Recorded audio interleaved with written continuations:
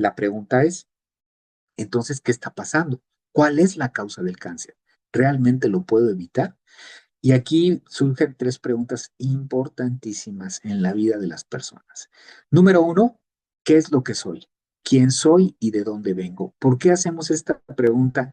Y no solamente para las pacientes que tienen cáncer, sino para todas las personas, es ¿de dónde vengo? ¿Cuál es mi historia familiar? ¿Por qué digo esto? Porque hay ocasiones en que nuestra familia, si nosotros, sin antes haber nacido, suceden cosas previas a nuestro nacimiento que invariablemente nos van a afectar y eso se llama entrelazamiento cuántico. Quiere decir que nosotros que tenemos el mismo material genético de nuestros papás, de nuestros abuelos, de nuestros bisabuelos, y si nuestros bisabuelos o nuestros abuelos o nuestros papás pasó algo en su vida que no, obviamente no fue en nuestro momento, pero que no fue resuelto en su momento, por supuesto que tú lo puedes desarrollar y puedes tener una manifestación de esa situación, aunque no te haya tocado a ti en el momento en que viviste, que hemos o que estamos viviendo. Por eso digo, ¿quién somos y de dónde venimos y cuál es nuestra historia? Es que nosotros manejamos técnicas de PNL, que es programación neurolingüística, donde podemos trabajar esas emociones, sacar esas emociones del subconsciente y trabajarlas. Y yo siempre les digo a los coaches, así se les dice a los pacientes que vienen a coaching con PNL, no pacientes, sino coaches, que más vale llorar 10, 15 minutos por sacar una emoción, por más fuerte que sea, porque quiero decirles que aquí entramos a las entrañas de la gente, no, no uno, ellos mismos entran a sus entrañas, que pueden ser muy dolorosas en su vida, de mucha tristeza, de mucho dolor, de mucha agresión, una violación, golpes, 20,000 cosas que pueden suceder. Entran a sus entrañas, pero más vale llegar a 15 minutos, sacar esa emoción y trabajarla, a que toda la vida sigamos en la carencia total de amor, de salud y de dinero. O que así se muera la gente con esa carencia. Por eso es muy importante que la gente aprenda a sacar esas emociones. Obviamente nosotros no hacemos el trabajo lo hace el coachee, lo hace la persona, nosotros solamente guiamos a esa persona con técnicas para decirle cómo va a ser ese trabajo de expresar esas emociones y poderse liberar. Yo aquí en el consultorio con muchos pacientes que he trabajado, cuando hacemos la técnica del perdón, lo que ellos me dicen, doctor, lo primero que sentí es como si se me hubiera quitado una losa que traía en la espalda que no podía con ella a ese grado. Entonces es impresionante. Y bueno, todos nuestros pensamientos generan energía, lo que dijimos desde un principio de la plática, si nuestros pensamientos generan energía y esa energía se genera por el movimiento de los átomos y nuestro cuerpo está constituido por los átomos y los átomos son una tendencia de posibilidades, tanto buenas como malas, pues imagínense la importancia en nuestra vida de tener pensamientos positivos. Ojo, y no es que ignoremos las cosas malas que suceden, no, por supuesto que no. Claro que suceden cosas malas en la vida, es parte de la vida. Simplemente que esas cosas malas se expresan y se manejan de manera adecuada para que no tengan un efecto en nuestra vida, en nuestra salud, en nuestra vida económica, en nuestra vida amorosa. Por eso es muy importante entender esta energía de nuestros pensamientos. Y dependiendo del tipo de nuestros pensamientos, como decíamos, es la vibración energética en la que nos encontramos. Aquí quiero hacerles una explicación desde el punto de vista de la física cuántica. El átomo está constituido por un núcleo, donde dentro del núcleo se encuentran los neutrones y los protones, y alrededor del núcleo, por un campo electromagnético en órbitas, giran los electrones. Cuando un electrón, que es el que está girando alrededor del núcleo, salta a una órbita mucho más hacia afuera de lo del núcleo, el átomo se expande y quiere decir que se genera una vibración energética más fuerte, aumenta la vibración energética. Pero si ese electrón de una órbita que está alejada del núcleo, brinca hacia una órbita más cercana al núcleo, el átomo se contrae y quiere decir que la vibración energética baja. Las emociones son vibraciones energéticas las emociones negativas, los pensamientos negativos, son vibraciones energéticas bajas. Quiere decir que el átomo se contrae. Las, ah, las vibraciones energéticas altas quiere decir que el átomo brinca a una órbita mucho más alejada del núcleo y son vibraciones energéticas altas. El átomo se expande y cuando se expande el átomo es una conexión hacia lo que es la conciencia, la latiz, la fuente universal, Dios, o llámenle como ustedes lo deseen. ¿De acuerdo? Yo lo llamo Dios porque yo creo que en la vida, cada día que me pongo a leer un libro, cada día que investigo más, me doy cuenta de que hay una inteligencia superior que creó todo con una perfección increíble, espectacular. Y a eso yo creo que es Dios. Y mucha gente así lo llama. Y decía Albert Einstein, eso, cada que yo descubro algo, cada que yo investigo el genio más importante de este mundo, estoy convencido que hay algo superior que hizo todo de manera perfecta. Y para mí eso es Dios. Para Jacobo Greenberg, si ustedes leen al neurofisiólogo Jacobo Greenberg, desaparecido el mexicano, que estaba haciendo estudios muy importantes sobre la conciencia, él le llamaba la latiz, ¿de acuerdo? Y también algunos físicos le llaman el campo cuántico, la fuente universal, el bosón de Higgs, etcétera, etcétera. Hay muchas maneras que lo pueden expresar, pero como es algo que creó el universo, la vida, de manera como la conocemos, de manera tan perfecta, nosotros le llamamos Dios. ¿De acuerdo? ¿Quién elige cuál posibilidad seremos? Pues si estamos hablando que el observador afecta al observado, que si vemos el gato y pensamos que se va a morir, el gato va y se come el veneno y se muere, pues entonces quien elige cuál posibilidad seremos somos nosotros mismos. Nosotros somos los responsables de cómo es que llevamos nuestra vida y cómo es que va a funcionar todas las acciones que estamos llevando en nuestra vida de acuerdo a nuestros pensamientos, de acuerdo a nuestra conciencia, y el observador afecta lo observado. Ahora sí, entendemos, ahora sí checan bien por qué digo que el único culpable de que un paciente tenga cáncer es el mismo paciente, es por eso, es precisamente por eso. Pero repito, hay la posibilidad de poder cambiar esa dinámica trabajando con el mismo paciente. Y como les comentaba previamente, sí es muy complicado porque recuerden que nosotros vivimos en un sistema y ese sistema está diseñado ¿para qué? Pues para que nos enfermemos, para que nos deprimamos, para que tengamos carencia en todos los sentidos en nuestra vida, porque así es el sistema, así está diseñado para eso. Entonces, hay ocasiones que es muy difícil sacar a las personas de ese sistema porque es gente que ya está en una dinámica donde ya está bien compenetrada. Y quiero decirles que parte de ese sistema importante, pues es el área médica, porque a nosotros nos educaron como médicos para curar.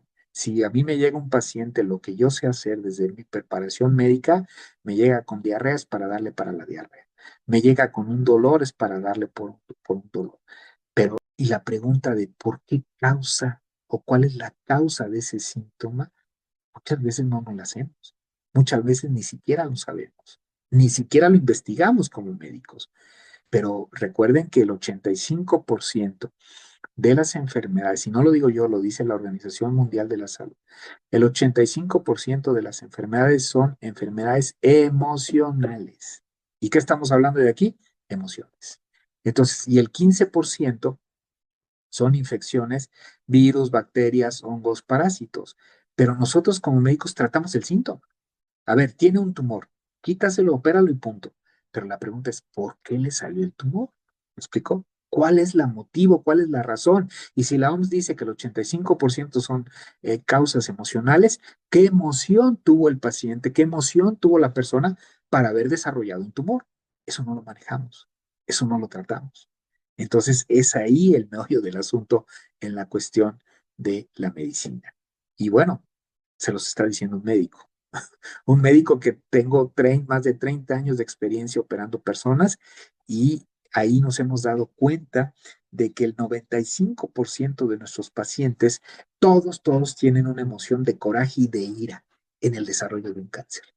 Nosotros mayormente nos dedicamos a tratar pacientes con cáncer de mama.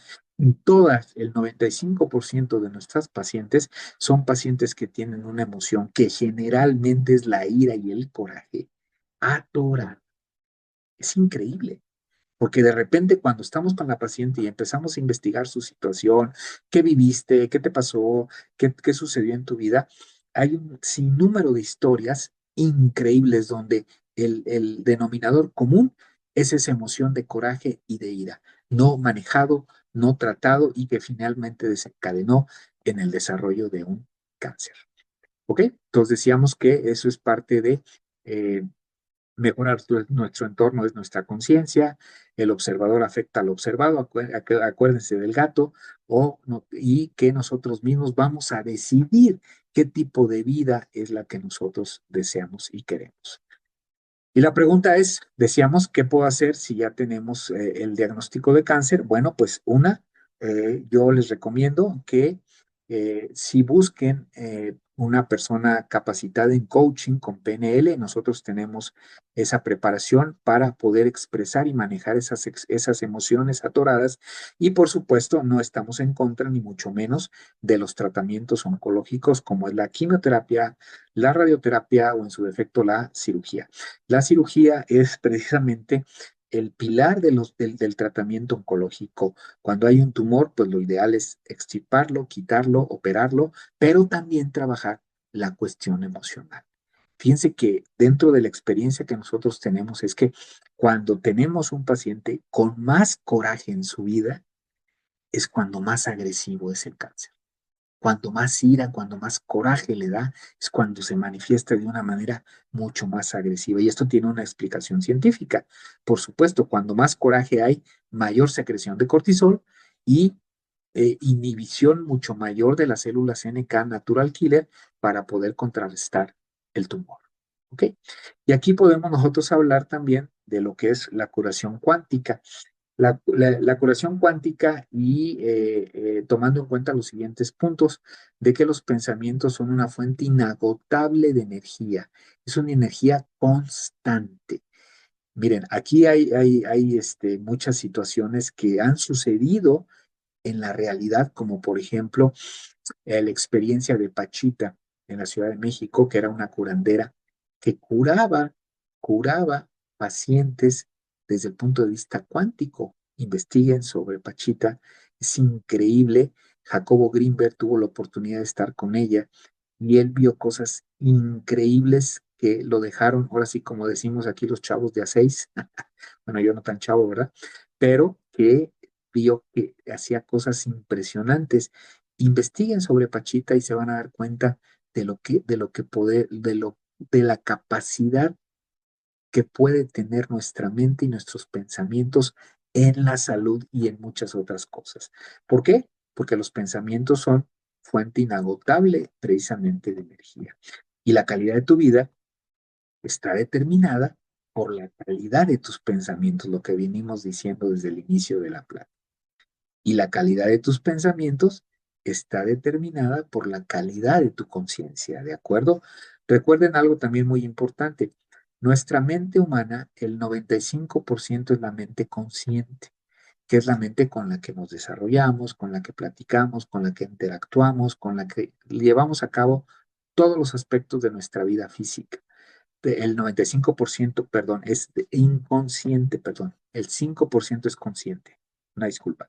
El 5% es consciente, que es con lo que nos relacionamos, con lo que platicamos, con lo que estamos en contacto con la gente. Solo el 5%. Pero el 95% es nuestra mente inconsciente. Y la gente dice, ¿y qué es eso de la mente inconsciente? O lo que la gente llama la conciencia. Bueno, la mente inconsciente, les voy a poner un ejemplo. Si ustedes están dormidos, sus riñones están trabajando. Si ustedes están dormidos, su corazón está latiendo. Sus riñones trabajan, su hígado trabajan, sus pulmones trabajan porque están respirando. Entonces, eso lo controla la mente inconsciente. Ustedes ni siquiera lo saben, pero la mente inconsciente se está encargando de mantener a sus riñones funcionando, a sus pulmones funcionando, a su hígado funcionando, cuando ustedes están dormidos o cuando todos estamos dormidos. Y la mente consciente es el 5%. Nos despertamos y saludamos y interactuamos y hacemos cosas y tomamos decisiones conscientemente. Pero la mente inconsciente no duerme, trabaja constantemente 24/7. ¿De acuerdo? Esa es la conciencia. Y influyen los pensamientos en la calidad de tu conciencia. Si tus pensamientos son negativos, por supuesto que tu conciencia va a tomar acciones negativas y para demostrarlo en tu vida y viceversa. Si son pensamientos positivos, todas las acciones que lleven en tu vida van a ser positivas. Ok, entonces se puede aprovechar, hablando de curación cuántica, se puede aprovechar la energía del poder detrás de los pensamientos para tener que una influencia curativa a nivel cuántico. Y eso, ¿quién avala eso? Pues este señor, estos dos señores que ven aquí, Max Planck y Werner Heisenberg. Y Max Planck dice, la materia es la consecuencia de la conciencia. Ah, caramba, ¿cómo está eso? Quiere decir que tus pensamientos, muchísimo tiempo, el que se puede hablar sobre estos aspectos, pero sí decirles que hay que trabajar ah, la cuestión emocional en los pacientes con cáncer para poderles ayudar a poder solventar el problema. No sé, Monse, cómo. Ahora sí ya nos vemos.